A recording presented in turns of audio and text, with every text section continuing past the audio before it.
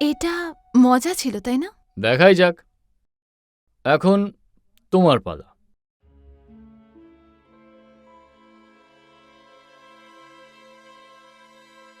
তাহলে আর কি ম্যাডাম, এবার তোমার পালা।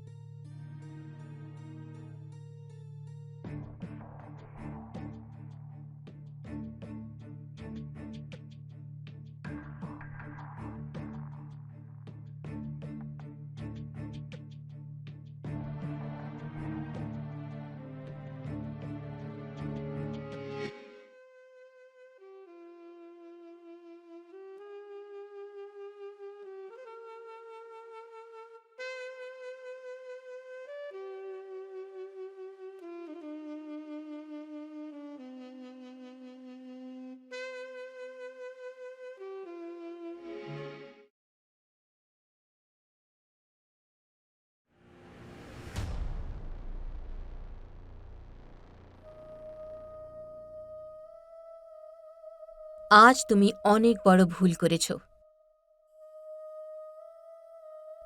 যার শাস্তি তোমাকে পেতেই হবে। তুমি কি সেই শাস্তিটা পেতে চাও? আমি আপনার গোলাম, আপনি যা শাস্তি দেবেন আমি মাথা পেতে নেব।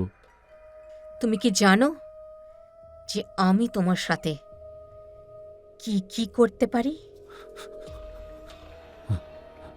তুমি নিজের দোষ স্বীকার করছো, হ্যাঁ মানছি। তাহলে এখন শাস্তি পাওয়ার জন্য তৈরি হয়ে যাও। আমার চোখের দিকে তাকাও, তুমি শাস্তি পাবে, নিশ্চয়ই পাবে, ভালোবাসার শাস্তি।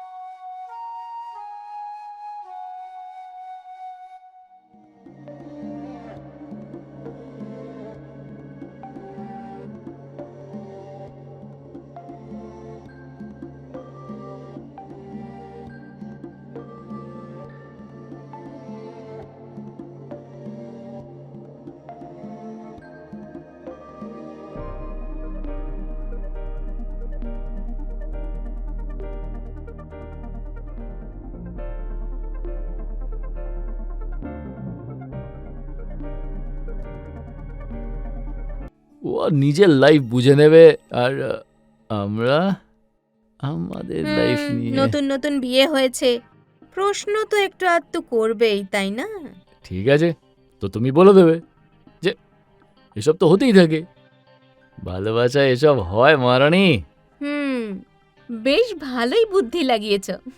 মাথা না, একে বলে এক্সপিরিয়েন্স।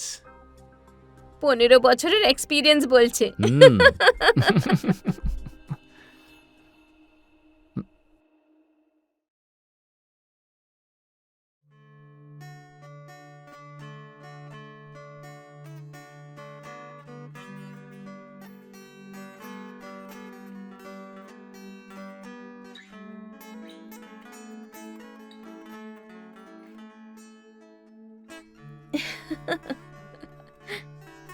কি মিষ্টি লাগছে দুজনকে।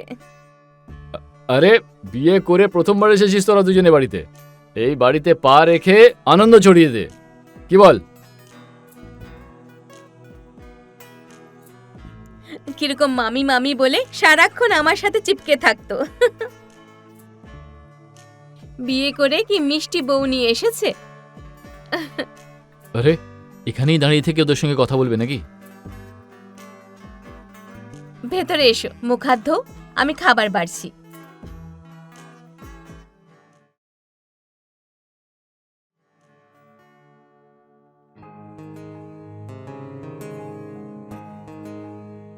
আরে এটাই ওনার স্বভাব, যতক্ষণ নিজের হাতে আমাকে খাওয়াবে না ওনার পেট ভরবে না।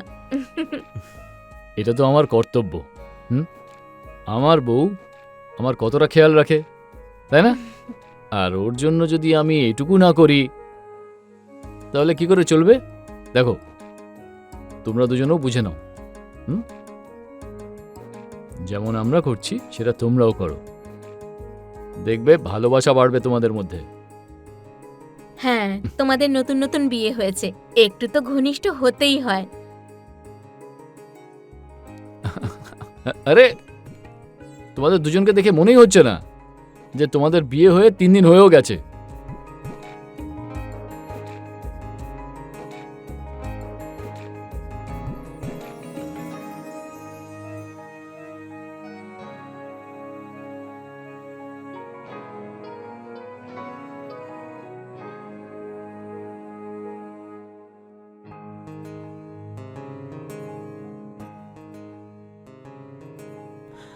আমি একটু ক্লান্ত হয়ে গেছি বিয়ের নিয়ম কানুনে।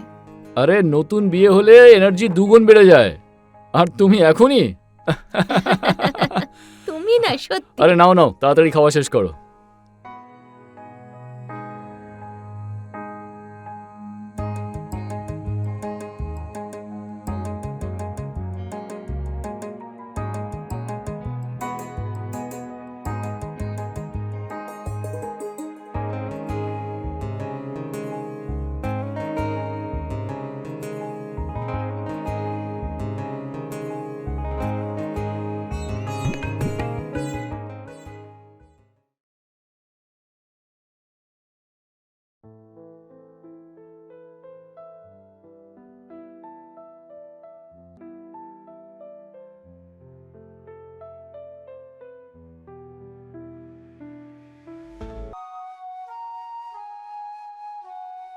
ওত্তেরি, আরে ওনার ব্যাপারই তো দেখছি আলাদা।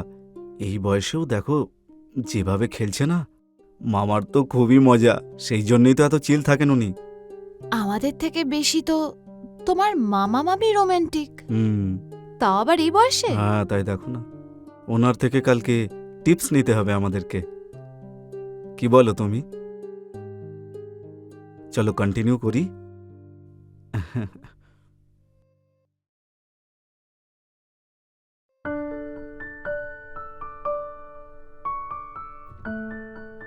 আরে, তুমি চলে এসেছো? আমি চা বানাতেই যাচ্ছিলাম, খাবে? হ্যাঁ মামি। কি হলো, কিছু বলতে চাও তুমি? হ্যাঁ, কাল রাতে আপনার ঘর থেকে আওয়াজ? হ্যাঁ, মানে ওই আরে, মানে এই যে ওই আওয়াজ তোমার ঘর থেকে আসা উচিত ছিল, আর দেখো 15 বছর পর আমাদের ঘর থেকে আসছে। আপনার বিয়ের 15 বছর হয়ে গেছে, কিন্তু আজও আপনাদের মাঝে কত ভালোবাসা আছে। আর একদিকে আমি যে কিছু করতেই পারছি না।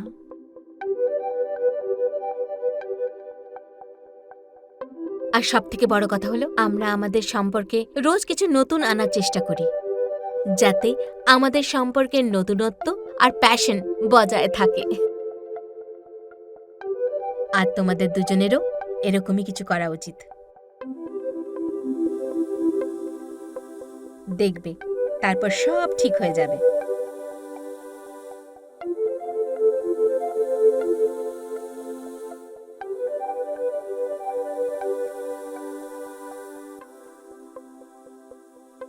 এই নাও তোমার আদা দেওয়া চা। Thank you.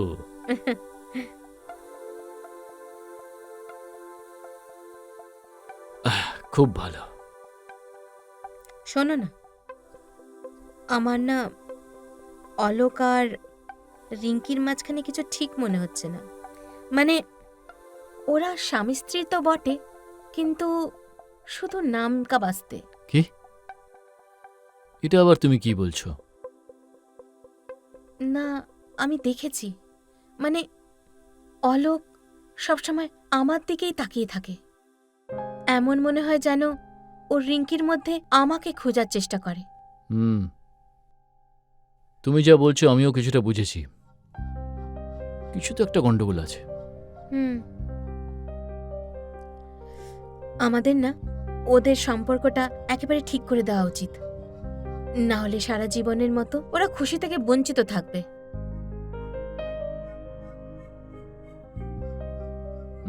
অন্য কিছু করতে হবে, এমন কিছু যাতে করে ওরা দুজন একে অপরের কাছে চলে আসে।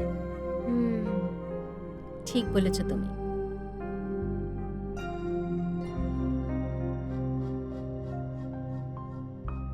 তুমি শুধু দেখতে থাকো, ইন্টারেস্টিং কিছু একটা করতেই হবে।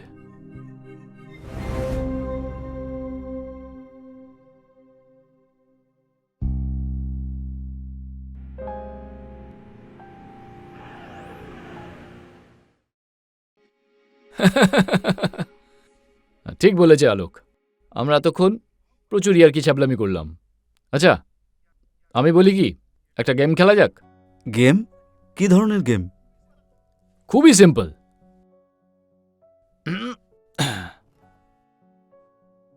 এটা হলো একটা বোতল। এই বোতলটাকে আমি ঘোরাবো, আর যার দিকে এই বোতলের মুখটা গিয়ে থামবে তাকে সামনের লোকের কথা শুনতে হবে। আরে মানে ডেয়ার করতে হবে। রাজি আছো? হ্যাঁ হ্যাঁ, কেন নয়। তো শুরু করা যাক। হ্যাঁ মামা, আমি রাজি আছি। তুমি শুরু করো। কিন্তু একটা কথা, কেউ কিন্তু মাঝপথে উঠে যেতে পারবে না। ওকে সব কথা শুনতে হবে, সব কিছু করতে হবে, আর যে কোনো কারোর সঙ্গে।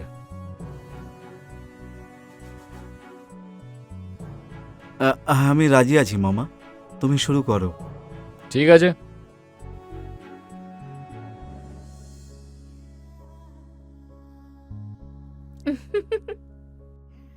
তো সুমন, কি করাতে চাও ওকে দিয়ে? করাতে না,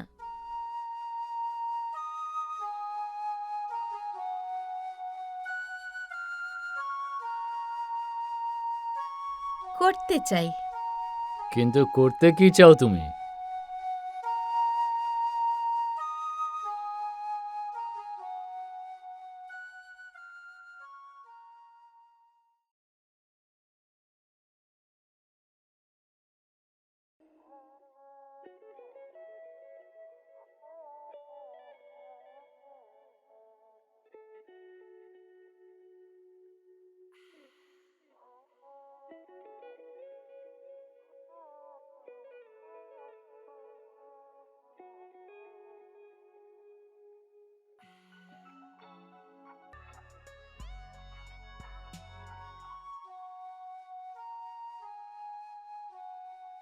এটা মজা ছিল, তাই না? দেখাই যাক। এখন তোমার পালা।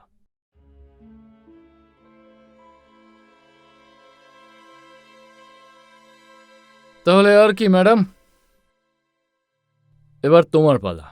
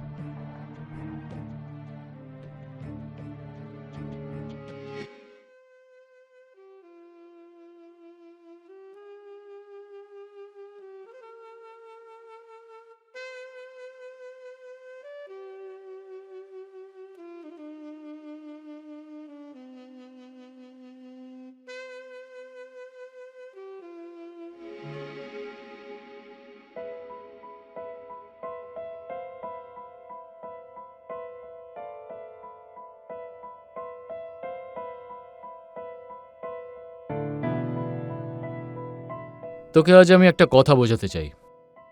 একটা ভালো আর মজবুত সম্পর্কের জন্য বিশ্বাস আর বোধের প্রয়োজন পড়ে।